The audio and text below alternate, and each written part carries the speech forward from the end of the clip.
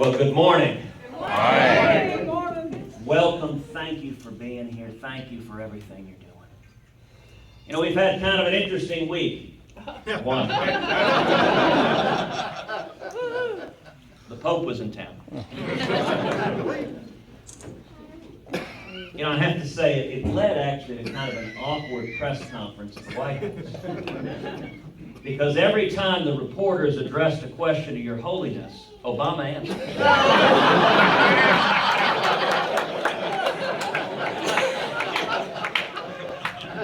Well, and then the next day, the president of China came to Washington.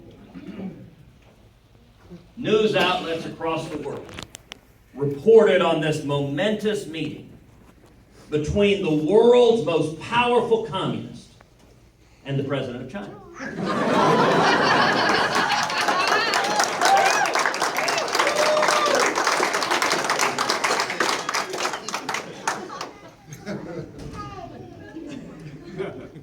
I want each of y'all to look around. The men and women in this room are why we're going to win the state of Iowa. This is a grassroots campaign. This is a movement of men and women who want to believe again in the promise of America.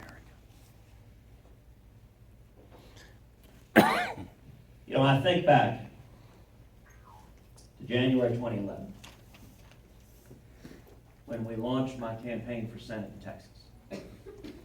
Now, at the time we launched that campaign, I was at 2% in the polls. The margin of error was 3%. I actually came home to Heidi. I was all excited. I said, "Sweetheart, we're at 2%. She said, "Well, technically, couldn't you be at -1? Thank you, love. And what we did in Texas is we launched a grassroots campaign. We went to hundreds of IHOPs and VFW halls and Denny's and sat with 10, 20, 30, 40 people and answered their questions. And it began to build. It started off with a few dozen. Then it became a few hundred. Then it became a few thousand. Then it became tens of thousands of people across the state. And I'll tell you, the people that came together, it was incredible. It was that old Reagan coalition. It was assembled all across the party. You know, I'm reminded of midway through the campaign, we were down in the Rio Grande Valley. Now, the Rio Grande Valley in Texas, right on the border of Mexico. It's overwhelmingly Democratic, overwhelmingly Hispanic, very low income. We were having a rally, or an event in a church fellowship hall on a Saturday night. Had about 300 people come out. And the county Republican chairman stood up, he introduced me there, and he said, "You know, most Republicans, when they come to the valley, they do a fundraiser at the country club, $1,000 a head." He said, "Ted's different." He said, "This is not a fundraiser. Ted is here to listen to each and every one of you, to hear your concerns, to have a conversation." So I got up, I said, "Javier, thank you very much. Thank you for that warm welcome. Thank you for being here tonight. Thank you, everyone, for taking time from your family." I got to say, I got to disagree with one thing Javier said. He said, "This is not a fundraiser." Everything we do is a fundraiser. And I told folks there, I said, "Look, if someone here can max out, God love you. I promise you, we will use every penny to communicate a positive, optimistic, conservative message." But I said, everyone here can contribute something. Everyone here can give $10 or $25 or $50. If you're in high school, $10 is the cost of a pizza. And I said, the reason for that, it's not even the money. It's that when you do that, you got skin in the game. That when you do that, you're invested. When you do that, it's not my campaign. It's our campaign. What I told folks there down in the Rio Grande Valley is what I tell you here today.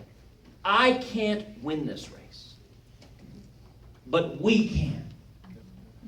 And that is the only way we can win, is if every one of us stands up from the grassroots. And you know, that Texas race, it ended up being a $50 million primary.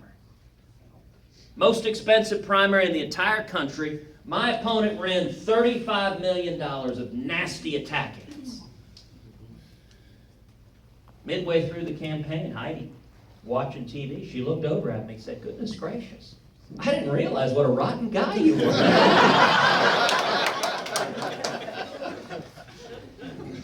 But from the grassroots, from the people, despite being outspent 3-1, we went for 2% and not just winning, but winning the primary by 14 points, winning the general by 16 points.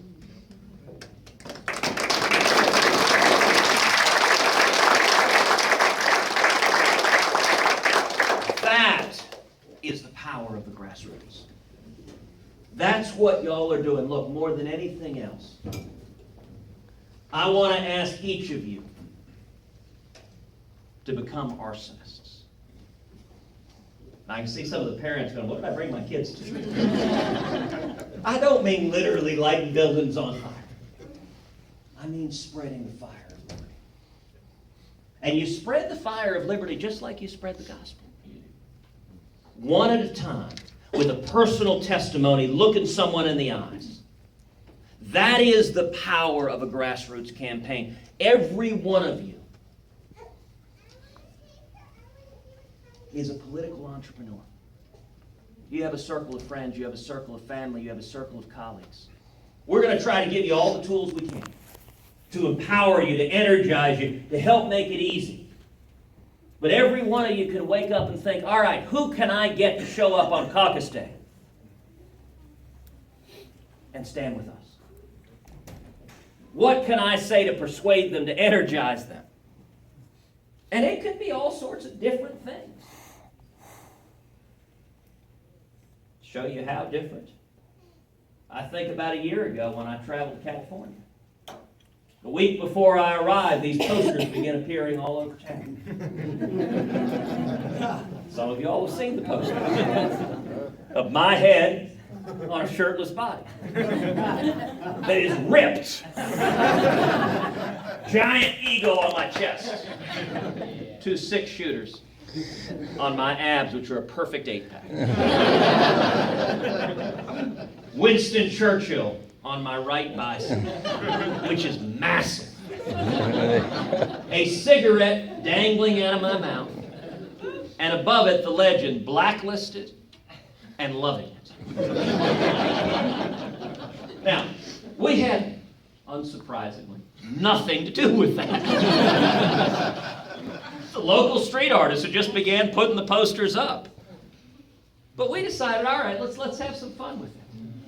So we posted on Facebook, and I said, listen, for whatever reason, these posters have begun appearing all over Hollywood.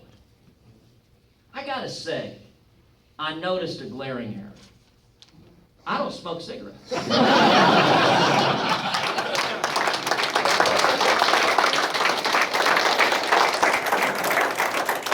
Now look, this one street artist, his idea is an example of spreading an idea that spreads like fire. Because people, young people, they laugh, they shared that with their friends. That's what every one of you is here to do. Let me say 2 final things, wrap it up. One, it was interesting a minute ago with the reporters, they asked me. They said, gosh, you're opening an office now. A bunch of other campaigns have had offices for months. I said, look, you got to understand what we're doing. We're playing the long game. We are running a campaign to win this campaign because our country's in crisis, and if we don't turn back from the direction we're going, we are going to lose the greatest nation in the history of the world. Amen. That's right. Now, politically, when it comes to Iowa, we are all in Iowa. And we're all in New Hampshire, and we're all in South Carolina. But we're also, unlike most of the other campaigns, running a national campaign where we've got an incredible campaign apparatus 10 days after South Carolina is Super Tuesday, the so-called SEC primary. Georgia, Alabama, Tennessee, Arkansas, Oklahoma, Texas. We've got an incredible leadership team throughout those March 1st days. Now, you look at this campaign and how we're building it. The supporters that are coming together with us. In every campaign cycles, you have candidates who are the flavor of the month, who skyrocket up in the polls and then usually end up going down just as fast. You know, Scripture talks about building your house on a foundation of rock and not on sand. This campaign is designed to be built on a foundation of rock. The support.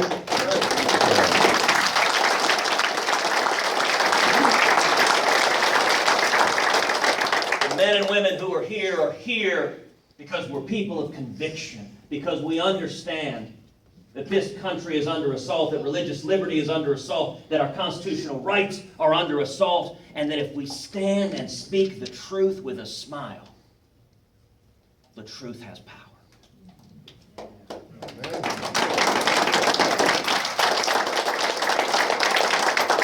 But the reporter still said, but gosh, the other guys had campaign offices 6 months ago. And I said, listen, we've already seen two very fine candidates, Rick Perry and Scott Walker, both friends of mine, both people I like and respect, both people who were terrific governors. We've seen both of their campaigns run out of money. You look at campaigns that spend a whole lot of money early. They end up not having the money at the end of the day to actually reach voters. One thing I'll tell you about our campaign, we are unbelievably cheap.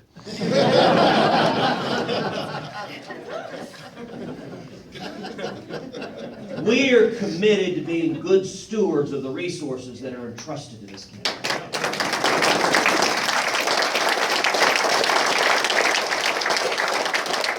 So we've been all in on Iowa since March 23rd when we launched, but I got to tell you, for the last 6 months, our campaign office was Brian's living room,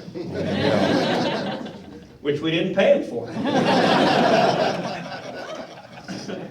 And what that means is the money we're raising is in the bank to communicate with voters. But let me tell you a second story. So a couple of weeks ago, we gave the green light after Labor Day.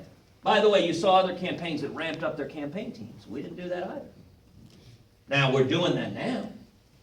But we gave the green light after Labor Day. All right, now we're going to start ramping up the field staff across the state. Now we're going to open an office, because as you're getting closer, you got to have the time when you're going to deploy the assets when they're going to make a difference. But it's interesting, a couple of weeks ago, our campaign manager came out. Brian had scoped out a campaign office. He walked in and said, too small. Way too small. Double it. That's why we're here. Now this office is going to be filled with volunteers reaching out to men and women across the state of Iowa. That's what y'all are doing. It is incredible. It is powerful. And in homage to Steve Dace, we talked about being a Star Wars geek. I was amused. There was a story on the internet that said I may be the geekiest person ever to run for president. I said, thank you. But in homage to Steve, I'll point out what we're doing here is not trying. As Yoda said, there is no try. Yeah. Do Or do not.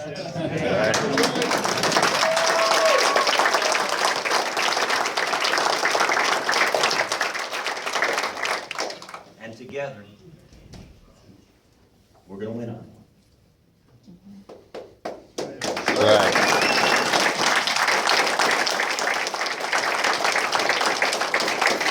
We're going to win this nomination. We're going to win in November 2016. And then we are going to turn this country around.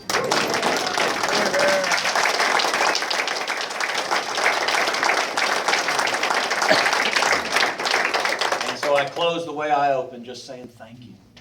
Thank you for the passion Thank you for the hours that you will spend away from your family, away from your kids, knocking on doors, making phone calls, reaching out to your friends and neighbors.